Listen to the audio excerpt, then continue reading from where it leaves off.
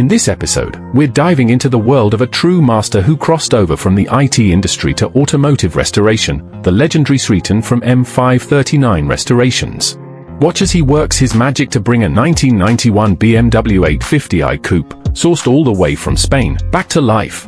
Despite his IT background, Sritan's car repair expertise is nothing short of impressive. After a thorough inspection, he's armed and ready with a stash of parts for repairs and replacements. Let's waste no time and jump right into the restoration of this BMW masterpiece. First, Sritan removes the radiator fan, followed by the engine's air filter.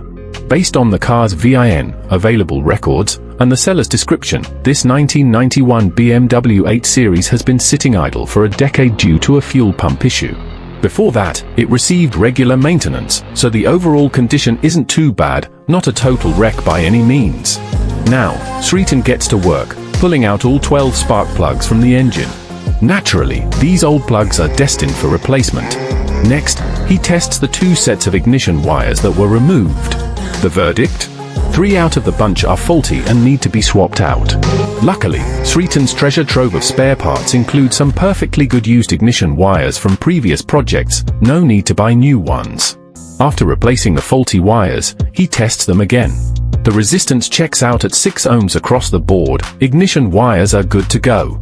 But that's not all, the distributor connected to them also needs attention. After a quick sanding, Sritan installs a new rotor and distributor cap, then carefully reconnects all 12 ignition wires to the igniters on both sides, following the wiring diagram. Oh, and there's a coal wire here too, that's the cylinder identification sensor. Up next is a classic step, swapping out the engine oil and oil filter to keep this V12 purring smoothly. It's worth noting that Sritan didn't opt for factory spec or high-end engine oil here. Instead, he chose a more budget-friendly oil for a clever reason. His plan? Perform 4 to 5 oil changes during the repair process to thoroughly flush out old oil and impurities. Once the restoration is complete, he'll do a full-on major service and then switch to premium oil. Talk about a cost-effective strategy, smart and savvy. Now, let's talk about the fuel filters. Sritan is replacing both fuel filters along with their old, worn-out lines. Typically, a standard car only needs 1 fuel filter, but BMW equipped this V12 beast with 2, ensuring an ultra-clean fuel supply for peak performance. Next, Sritan pulls out a used fuel pump. His plan? Refurbish it before installing it back into the car. This type of fuel pump is called an in-tank or immersed fuel pump, meaning it sits inside the fuel tank, submerged in fuel. It's powered by an electric motor that drives the pump. For this second-hand unit, Sritan only needs to replace the faulty pump body and some aged wiring and hoses. This approach is way more economical than buying a brand new pump. Throughout the restoration, Sritan's packed with thrifty yet effective repair tricks like this. It's clear that even as a crossover from the IT world, Sritan knows exactly what he's doing in the realm of car restoration, pure genius. With the fuel pump installed, he hooks it up to a power source and adds some fuel to test if the fuel gauge works properly. Yes, we do. It's alive. And it's not just the fuel gauge lighting up, the aftermarket voltmeter and oil pressure gauge are glowing too, signaling success. According to the seller, this car was sidelined due to a faulty fuel pump. But could there be other issues lurking? Sritan's not done yet, he's diving deeper to find out. After all, a car sitting untouched for over a decade is bound to have aging and oxidation issues that could stop the engine from running properly. Take those 2 belts, for example, they're severely deteriorated. And while the tensioner pulley still spins, it's making some seriously loud noises. Next, Sritan checks the water pump. After confirming it's functional and spinning fine, he installs a new air filter. Now, it's time for the moment of truth, the first startup in over 10 years. After a few sputters, the engine roars to life, gradually settling into a smooth rhythm. It's alive. Listening closely, there's some minor noise and chatter, but the engine itself sounds solid, no major issues here. But wait, Sritan notices the clutch isn't springing back properly. Recalling a puddle of fluid under the car earlier, it's clear the clutch slave cylinder is leaking brake fluid, causing the issue. First, Sritan drains the old, degraded brake fluid and removes the reservoir to access the clutch slave cylinder underneath. After cleaning the reservoir, he finds no leaks there. The real culprit? The grimy, oil-soaked slave cylinder being disassembled, it's obvious the seals inside have failed. To fix this, Sritan installs a new slave cylinder and fills the system with fresh brake fluid. Of course, if budget allows, he recommends replacing both the clutch master cylinder and slave cylinder at the same time for good measure. Seals like these? They're non-negotiable, you've got to replace them, no matter your budget. Next, while topping off the brake fluid, Sritan also bleeds the clutch system to remove any air bubbles. And just like that, the clutch pedal springs back perfectly, smooth as butter. Now, it's time to tackle the brakes. Sritan swaps out the brake lines on all four wheels with brand new ones. Then, he moves on to replacing the brake fluid. But during this process, he hits a snag. Only the left front wheel's brake line flows smoothly, while the other three are clogged or have insufficient flow.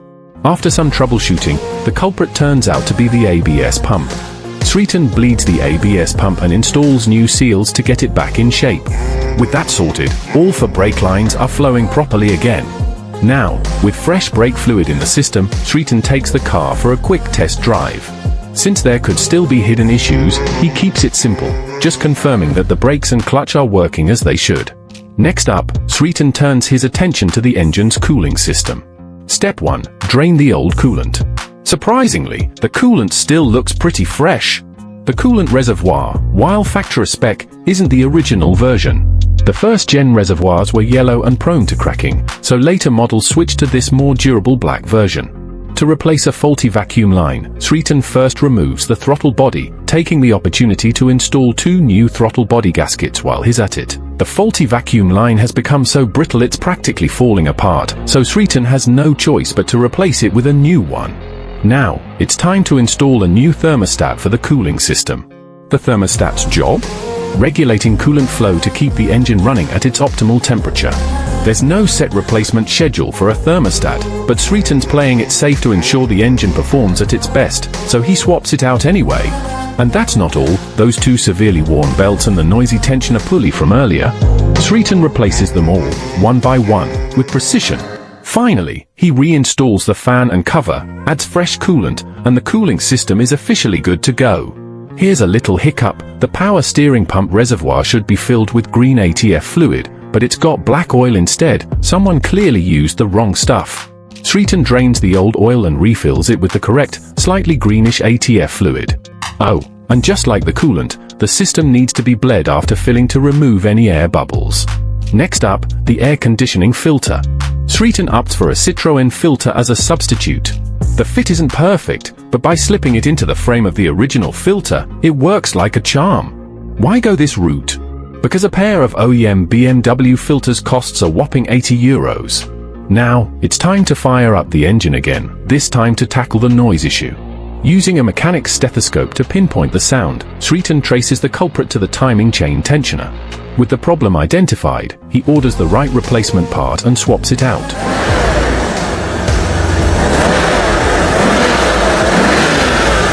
The engine roars to life again, and bam, the noise issue is history, smooth and quiet as ever. With that sorted, it's time for a proper long-distance test drive.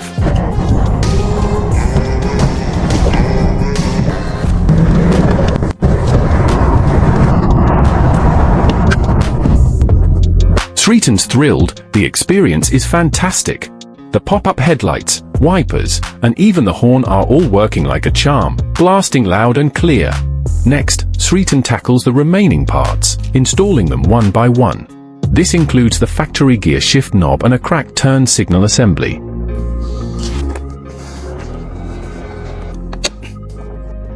Finally, after a thorough cleaning of the entire car, this 1991 BMW 850i coupe, sourced all the way from Spain, is officially restored to its former glory.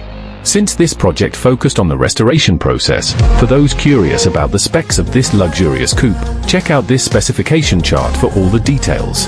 For this BMW 850i, Sritan has completed the critical revival phase. Now, it's ready to embark on the rest of its restoration journey with its new owner. And that's a wrap for this episode's restoration video. Thanks for watching, everyone. Stay joyful, keep the habit, and join my W5 as we wave goodbye together. Once again, thank you for stepping into Max's restoration world.